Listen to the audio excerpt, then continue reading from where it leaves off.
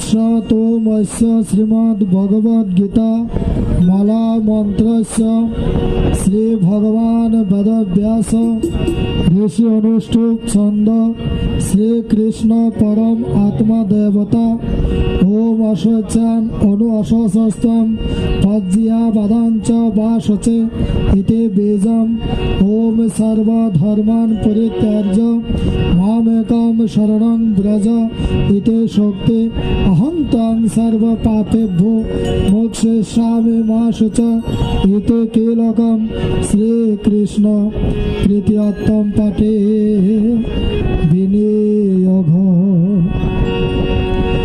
ओम अत श्री श्री गीतार ध्यानम् ओम पार्थाय प्रतिबोधितं भगवता नारायणेन स्वयं व्यासेन ग्रथितं पुराण मुनिना मध्ये महाभारतम् अद्वैतामृतवर्षिणीं भगवतीमष्टादशोऽध्यायिनीम् अम्ब त्वामनुसन्दधामि भगवद्गीते भवद्वेषिणीम् भागे श्रद्धा सुमनस सर्वतानामुपक्रमे यां नत्वा कृतकृत्य स्वस्तं नमामि गजाननम् ओम नमोस्तुते व्यास विशालबुद्धे पुल्लरविन्दायतपत्रनेत्र येन त्वया भर तत्तैलपूर्ण उज्ज्वलित ज्ञान मया प्रदीप ओम नमो भगवते वासुदेवाय भगवते वासुदेवाय ओम प्रपन्न परिजताय पत्र भद्रपाणि ज्ञान मुद्राय कृष्णाय गीता अमृत देहे नमः ओम सर्व उपनिषद भाव भोक्ता गोपाल नंदन कांतो वासुदेव भोक्ता भोक्तम गीतामृतम महत् ओम वसुदेव सुतम देवम कंसचाणूरमर्दनम भावको परमानंदम कृष्णं वन्दे जगद्गुरु ओम विष्णुर्भुवनाध्याभ्यत जराखण्डोरुमिलोत्पलं शय्याभवते कृपेण हरे कर्णेन बलाकुलं अश्वत्थाववितान्न घोर मकरा धीरे बनावोत्ले सातेन्या कलो पाण्डवै नाना नदी कवचकाशव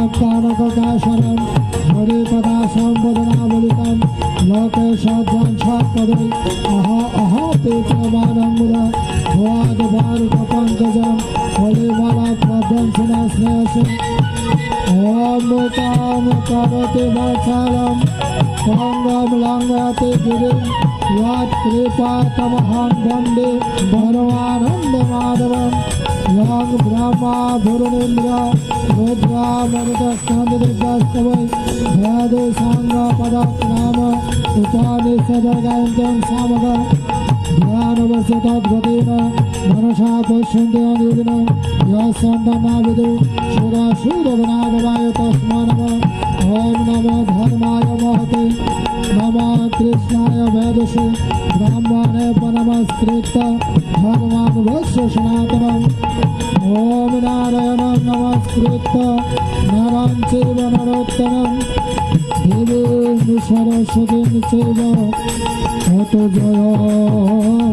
जयमुदीरये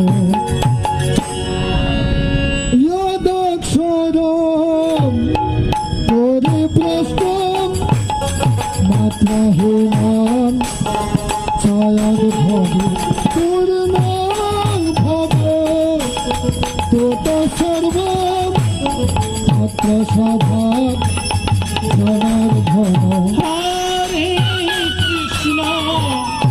हरे कृष्ण कृष्ण कृष्ण हरे हरे हरे राम राम राम हरे हरे जय जय गीता जय जय गीता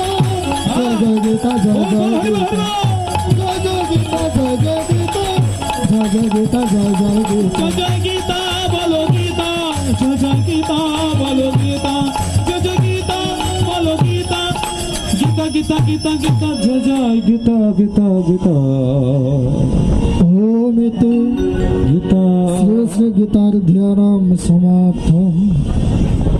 গীতার ধ্যানে বলা হয়েছে ওম সর্বোপনিষদ গাব দুগ্ধা গোপাল নন্দন পার্থ বৎস সুধী ভোক্তা দুগ্ধম গীতা অমৃতম মহৎ। সমস্ত উপনিষদগুলো হলো গাভী স্বরূপ। ঈশ্বর পরম কৃষ্ণ সচ্চিদানন্দ বিগ্রহ অনাদির আদি গোবিন্দ সর্বকারণ কারণম, যিনি ত্রিভুবনের মালিক, সমস্ত জীবের প্রাণকর্তা, সৃষ্টিকর্তা, সংহারকর্তা, পালনকর্তা। তিনি হলেন কি দহনকর্তা। শ্রীমান অর্জুন হলো বৎস বাছুর। ভালো গোয়ালা হলে গাভী থেকে এমনভাবে দুধ দহন করে আর এক ফোঁটা দুধও অবশিষ্ট থাকে না। ঠিক ভগবান শ্রীকৃষ্ণ এমনভাবে শাস্ত্রগুলোকে দহন করেছেন, সমস্ত সারগুলো অমৃতগুলো এই সপ্তশতী গীতার মধ্যে নিয়ে এসেছেন। আমরা কলিহত যে কল্পায়ু, সনাতন ধর্মের এত বেদ বেদান্ত, এত শাস্ত্র অধ্যয়ন করা এই অল্পায়ু দিয়ে সম্ভব নয়। তাই কলিহত জীবের মানুষের কথা চিন্তা করে কুরুক্ষেত্র রণাঙ্গনে তার প্রিয় শিষ্য, প্রিয় সখা শ্রীমান অর্জুনকে লক্ষ্য করে সমগ্র মানব জাতির জন্য শ্রীমদ্ ভগবদ্ গীতার বাণীগুলো প্রদান করেছিলেন, যাতে সহজে পাঠ করতে পারে। আর কি বলা হয়েছে? ওম মুকম করতে বাচালম পঙ্গুম লঙ্ঘয়তে গিরিম ইয়ৎ কৃপা তমহং বন্দে পরমানন্দ মাধবম পরমানন্দ মাধবম পরমানন্দ মাধবম। যার কৃপা হলে বোবা মানুষ বাচালের মতো কথা বলতে পারে, যার কৃপা হলে পঙ্গু মানুষ গিরি লঙ্ঘন করতে পারে, সে পরম মাধবকে, সে পরমানন্দকে আমি বারবার বন্দনা করি।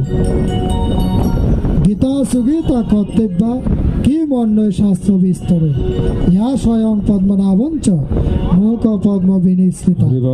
গীতা পাঠ করলে, গীতা শ্রবণ করলে আর অন্য কোনো শাস্ত্রের প্রয়োজন নেই।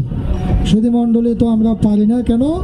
আমাদের দেহের মধ্যে 6টি রিপু আছে, কাম, ক্রোধ, লোভ, মোহ, মদ, মাৎসর্য।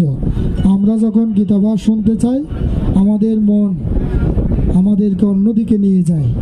আমরা যখন গীতা পাঠ করতে চাই, শুনতে চাই, আমাদেরকে শুনতে দেয় না।